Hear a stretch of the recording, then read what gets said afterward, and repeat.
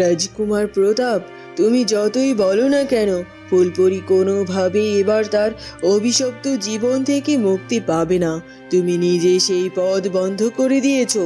তুমি তোমার ভালোবাসার কথা জানাতে গিয়ে নিজের ভালোবাসার মানুষকে বিপদের দিকে ঠেলে দিয়েছো। আর আমাদের হাতে উপায় নেই। ফুলপরি এমনিতেই মানুষ আর পরীর মাঝখানে আটকে রয়েছে। একই পরিরাজ্য দুর্বল হয়ে যাবে। তারপর তুমি আবার এই রাজ্যে প্রবেশ করেছো। এতে করে পরিরাজ্যের কি অবস্থা হবে সেটা কি তুমি জানো? পরিরানী, আমার মনে হচ্ছে এই সব কিছুর জন্য দায়ী এই মানব। এই মানব যদি এই পরিরাজ্যে প্রবেশ না করত তাহলে এত কিচ্ছু ঘটতো না। কিন্তু আমি ভাবছি এই মানব কি করে এই পরিরাজ্যে প্রবেশ করেছে। এই পরিরাজ্যকে তো সুরক্ষিত প্রাচীর দিয়ে আটকে রেখেছিলাম, তারপরও কিভাবে সে একজন মানব হয়ে এখানে প্রবেশ করতে পারে? হ্যাঁ, সে প্রশ্নটি আমার মনেও এসেছিল। আর তাই তো আমি নিজে থেকে সবটা জানার চেষ্টা করেছি। আর অবশেষে জানতে পেরেছি এই মানবটি সাধারণভাবে পরিরাজ্যে পৌঁছয়নি। 3টি অসম্ভব বাধার উত্তীর্ণ হয়ে তারপর সে পরিরাজ্যে পা রেখেছে। আর তাই তো পরিরাজ্যকে সুরক্ষিত প্রাচীর আটকে রাখতে পারেনি। হ্যাঁ পরিরানী, তবে এই মানব এই পরিরাজ্যে প্রবেশ করে অনেক বড় অন্যায় করেছে। এই পরিরাজ্যের নিয়ম ভেঙেছে। তাই তাকে আর এক মুহূর্ত এই পরিরাজ্যে থাকতে দেওয়া চলবে না। আর তার অন্যায়ের বিনিময়ে তাকে এই রাজ্যের নিয়ম ভাঙার কারণে শাস্তি দিতে হবে। না না, তোমরা এরকমটা বলো না। ওকে কোনো শাস্তি তোমরা দিতে পারো না। ও আসলে আমার জন্য এসেছে এই পরিরাজ্যে। ভুল যদি করে থাকি সেটা আমি করেছি। শাস্তি যদি পেতে হয় আমি পাবো। আমি তো ওনাকে না বলেই পরিরাজ্যে চলে এসেছিলাম। তাই তো উনি আমার জন্যই পরিরাজ্যে এসেছে। তাই সব দোষ আমার। রাজকুমার প্রতাপের কোনো ক্ষতি করবে না তোমরা। না, ফুলপরির কোনো দোষ নেই, সব দোষ আমার। আমি মানুষ জেনেও পরিরাজ্যে প্রবেশ করেছি। তবুও একটা কথা যে আমি আমার ফুলপরিকে ভালোবাসি, ওকে নিতেই আমি এই পরিরাজ্যে এসেছি। কিন্তু ভালোবাসা থাকলেই সব সহজ হয় না রাজকুমার। 2 রাজ্যের মাঝে ভারসাম্য আছে। তোমার উপস্থিতিতে সেই ভারসাম্য নড়বড়ে হয়ে গেছে। হঠাৎ তখনই আকাশ গর্জে উঠল, স্ফটিক স্তম্ভ কেঁপে উঠল। পরিরানী, সীমান্তে অশুভ শক্তির নড়াচড়া। ফুলপরি আঁতকে উঠল। এটা কি আমার রূপান্তর থেমে যাওয়ার ফল?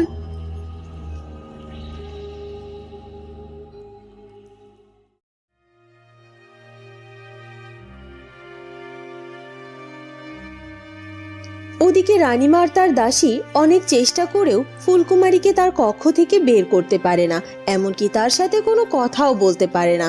আর এটা নিয়ে রানীমা ভীষণ চিন্তিত হয়ে পড়ে। সে কখন থেকে তো ফুলকুমারীকে এতবার ডাকলাম, একটি বারের জন্য তো সাড়া দিল না। আমি তো ভেবেছিলাম তোমাদের কথায় ও সাড়া দিক আর না দিক আমার কথাই ঠিক সাড়া দেবে। কিন্তু কই, এখন পর্যন্ত ফুলকুমারী তো বাইরে বেরিয়ে এলো না। ব্যাপারটা আমার কাছে মোটেও ভালো লাগছে না। আমার মনে হচ্ছে যুবরানী ভেতরে সুস্থ অবস্থায় নেই। তিনি নিশ্চয়ই অসুস্থ হয়ে পড়েছেন। তবে আর বলছি কি, সেই সকাল থেকে তো আমরা সবাই মিলে চেষ্টা করছি, কিন্তু কোনোভাবেই যুবরানীকে ওই কক্ষ থেকে আমরা বের করতে পারলাম না। উনি আদৌ আমাদের কথা শুনতে পাচ্ছেন কিনা সেটাও বুঝতে পারছি না। ব্যাপারটা তো আমার মোটেও ভালো লাগছে না। আমার মনে হচ্ছে ফুলকুমারী ভেতরে সুস্থ অবস্থায় নেই। ও নিশ্চয়ই অসুস্থ হয়ে পড়েছে। না হলে ও কেন কোনো সাড়া দেবে না দাসী? আমার কিন্তু বড্ড ভয় করছে এবার। আপনি ঠিকই বলেছেন। হ্যাঁ দাসী, এবার আমাকে বাধ্য হয়ে হলেও ওই কক্ষের দরজা ভাঙতে হবে আর সব রকমের ব্যবস্থা করতে হবে। যাও, এক্ষুনি প্রহরীকে ডেকে আনো। আগে রানীমা, আমি এক্ষুনি যাচ্ছি।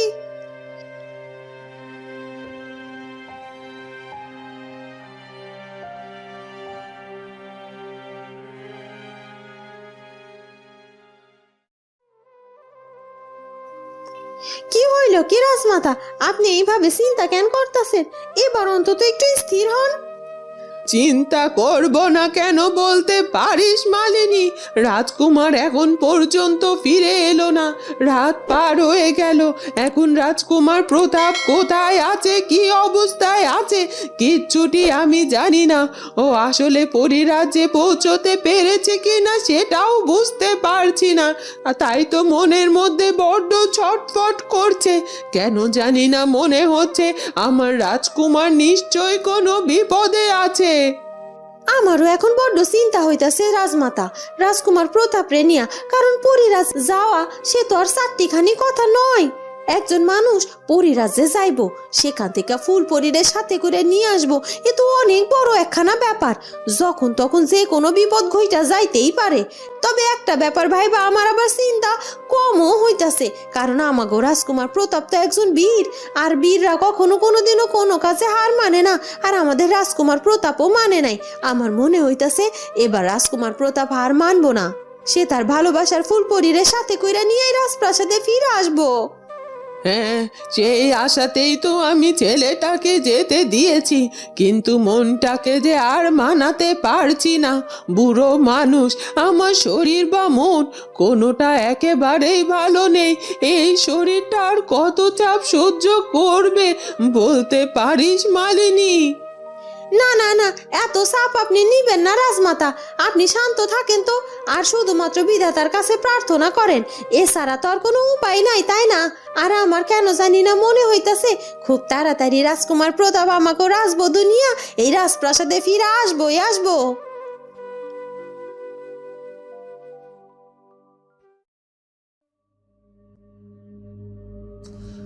দেখুন রাজবদ্ধ, রাজগণক, আপনারা আমার কথাটা একটু বোঝার চেষ্টা করুন। হ্যাঁ, এখন রানীমার মনের অবস্থা ভালো নয়। তাছাড়া শুনলাম যুবরানী নাকি কোনো সাড়া শব্দও দিচ্ছে না। এতে করেই বোঝা যাচ্ছে তারা ভীষণভাবে শোকাহত। আর তারা শোকাহত হবেই বা না কেন? রাজকুমার এবং মহারাজ দুজনের মৃত্যু একসাথে কিভাবে মেনে নেওয়া এতটা সহজ?